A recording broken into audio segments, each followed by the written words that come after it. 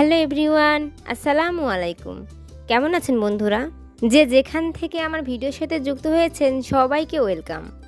গত ভিডিওতে আমি আপনাদের সাথে শেয়ার করেছি 26 তারিখ যেহেতু পরীক্ষা বিসিএস, তো আমার পক্ষে প্রতিদিন ভিডিও দেওয়া সম্ভব হচ্ছে না। আমি 2 দিন বা 3 দিন অন্তর অন্তর ভিডিও দেওয়ার চেষ্টা করছি। তো সেই অনুসারে আমার শেষ 15 দিনের রিভিশন অনুযায়ী আজ আমার 13, 14 আর 15তম দিন শেয়ার করার দিন। বিসিএসের পড়া তো অনেক ব্যাপক, আর যতই পড়বেন ততই ভুলবেন, আর ততই মনে হবে যে আরও পড়লে হয়তো বা আরও ভালো করতাম। তো রিভিশন কখনোই শেষ হবে না। তারপরেও আমি চেষ্টা করেছি সব কিছুই টাচ করার, বাকিটা আল্লাহ ভরসা। আর সব কিছু তো মাথায় ধরবে না, মনে রাখতে পারবো না, তারপরেও চেষ্টা করব। অনেক অনেক চেষ্টা করেছি, তো ভালো পরীক্ষা দেওয়ার জন্য অবশ্যই চেষ্টা থাকবে। আসলে আমরা চাই আমাদের জীবনে পরিবর্তন হোক, তার জন্য সমস্যা আসাটা দরকার হয়ে পড়ে। তাই আমাদের জীবনে এত এত সমস্যা আসে। সমস্যাগুলোই আমাদের পরিবর্তন হওয়া শেখায়, কিন্তু বসে বসে তার পরিবর্তন করা সম্ভব নয়। এটার জন্য দরকার কষ্ট ও সংগ্রাম করা। কিন্তু আমরা সমস্যার ব্যাপারেই ভাবতে থাকি, রিয়েলিটি তো এটাই। কিন্তু আমরা ভাগ্য পরিবর্তনের চেষ্টা যেখানে করার দরকার সেখানে সেই চেষ্টাটা না করে আমরা ভেবে ভেবে সময় ও শরীর দুটাই নষ্ট করি। আর পরে যখন সময় চলে যায়, প্রথম দিকে অত জ্ঞান না আসলেও ধীরে ধীরে যখন আমরা বুঝতে পারি যে আমাদের সময় চলে যাচ্ছে, ততদিনে আমাদের অনেক দেরি হয়ে যায়। না জানি কত দিন কত বছর হেলায় নষ্ট হয়ে যায়। তাই আমি আপনাদেরকে এসব কথা বলছি, কারণ এক্সপিরিয়েন্স করেছি। আমার জীবনেও আমি কখনো ভাবিনি আমি এত পজিটিভ হতে পারবো। আপনাদের সাথে শেয়ার করার একটাই কারণ, যেন আপনারা সহজেই আমার ভুলগুলো ধরতে পারেন, আর সেগুলো আপনারা আপনাদের লাইফে আর নতুন করে ভুল না করেন। বিশেষ করে আপনাদের মূল্যবান সময় বাঁচবে নষ্ট হওয়া থেকে। কিভাবে শুরু করব, কি করলে কি হবে, এসব ভাবতেই অনেক সময় চলে যায়। যখন থেকে আমি জবের পড়া শুরু করেছিলাম তখন থেকেই আসলে ভুল করতে করতে এ পর্যন্ত এসেছি। ভুল না করলে কখনো আসলে শেখা যায় না। যারা বলে যে আমি ভুল করি না, তারা আসলে চেষ্টাই করে না। কারণ যারা চেষ্টা করবে তারাই আসলে ভুল করবে, আর ভুল করতে করতেই তারা জিতবে। আমি আমার এই জার্নির শুরুর পর থেকে আমার করা ভুলগুলো বলছি, যেন আপনারা না করেন সেটা।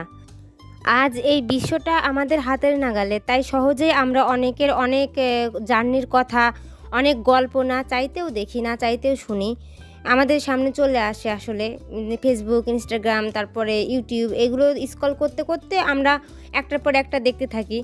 প্রথম দিকে আমি মোটিভেশন নিতে যেয়ে কিছু এমন মানুষদের গল্পে ইনফ্লুয়েন্স হয়ে দেখতেই থাকতাম, যাদেরকে না দেখলেও আমার চলতো। আর দেখতে দেখতে এমন অবস্থা হয়ে গেছিলো, সেটা আসলে একটা অভ্যাসে পরিণত হয়ে গিয়েছিল। আর তাদের কথা শুনে মানে খুবই মনে হতো যে না, আসলেই খুবই সহজ বা খুবই কঠিন এরকম একটা বিষয়।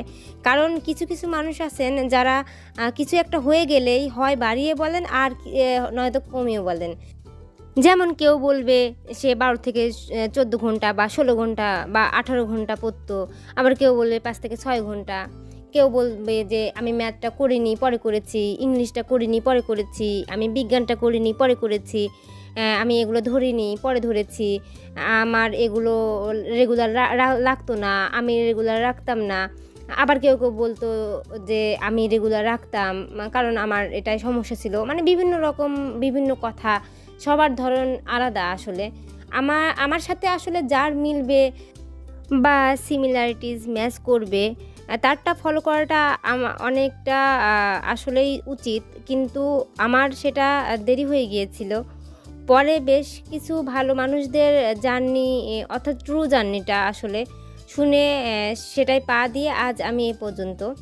জানি স্বপ্নটা আরও অনেক দূরে, তবে স্বপ্নের চেষ্টাটার যে শক্তি, সেটা আর অনেক পাওয়ার, আর সেই পাওয়ারেই আমি এগিয়ে যাব ইনশাআল্লাহ। আর স্বপ্নটাকেও আমি টাচ করতে পারবো।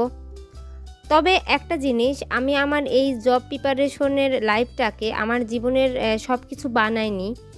আমার যেহেতু বড় বাচ্চাটা আমার একাডেমিক পড়ার মাঝেই হয়, তো আমি সে সময়েও আমার সেই পড়াশোনা বা একাডেমিক লাইফ, সব কিছু আনন্দ উল্লাস এগুলা আর বাচ্চা দুটাই সবসময় আলাদা রেখেছি।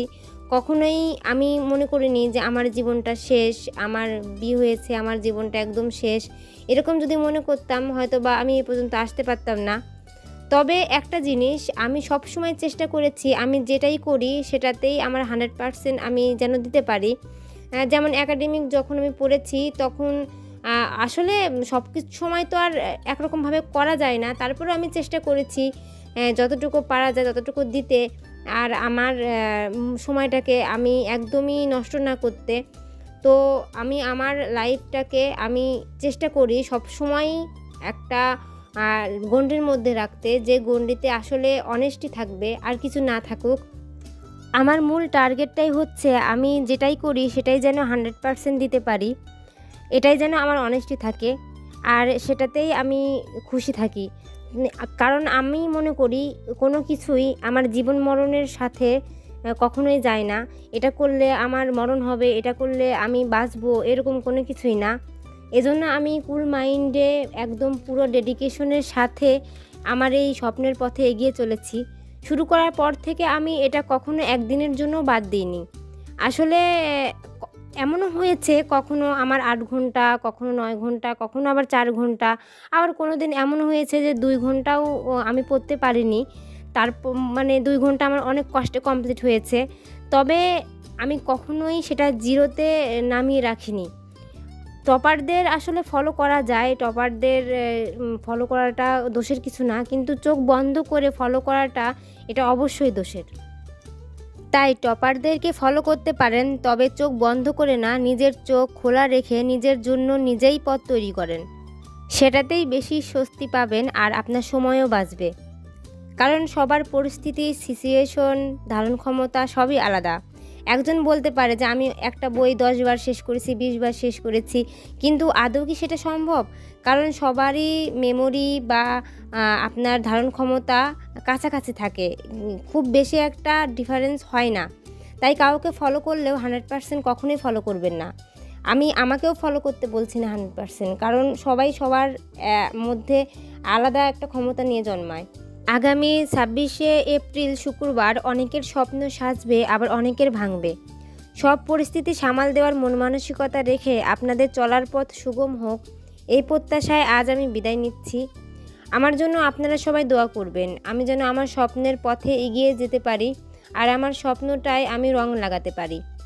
আপনারা কে কোথা থেকে পরীক্ষা দিতে যাবেন আর আপনাদের কেন্দ্র কোথায়, যদি আজ আমাকে জানাতে চান তো আমাকে জানাবেন, আমার ভালো লাগবে শুনে।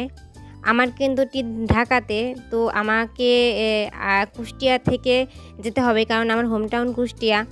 তো আমি 27 তারিখ থেকে আমার নিবন্ধন রিটেনের প্রিপারেশন শুরু করার চেষ্টা করব, আর সেটা অবশ্যই আপনাদের সাথে শেয়ার করার সর্বাত্মক চেষ্টা করে যাব, যদি সুস্থ থাকি, আল্লাহ আমাকে সুস্থ রাখেন। আমার পূর্বের ভিডিওতে আমি আপনাদেরকে বলেছিলাম আমার অনার্স মাস্টার্স প্রাণীবিজ্ঞান সাবজেক্ট, আর যেহেতু এবার স্কুলের সিলেবাসটা চেঞ্জ করেছে, তাই আমার স্কুলে দুটাই পড়তে হবে, অর্থাৎ উদ্ভিদ ও প্রাণী দুটা মিলেই আমাকে প্রিপারেশন নিতে হবে। তো আমি চেষ্টা করব আমি যেরকম প্রিপারেশন নিই সেরকম শেয়ার করার। আপনারা কে কোন সাবজেক্টে পরীক্ষা দিবেন জানাতে পারেন। আর সিনিয়রদের থেকে শুনছি এবার যারা 18তম দিবে তাদের জন্য নাকি এটা অনেক বড় একটা সুযোগ। তো 27 তারিখ থেকে আবার নতুন রুটিনে নতুন সাবজেক্ট নিয়ে আপনাদের সাথে দেখা হবে, কথা হবে। ততদিন পর্যন্ত আপনারা সবাই ভালো থাকবেন, আমার পাশে থাকবেন। আপনাদের সবার জন্য আমার ভালোবাসা ও শুভকামনা। Happy reading. আসসালামু আলাইকুম। ধন্যবাদ।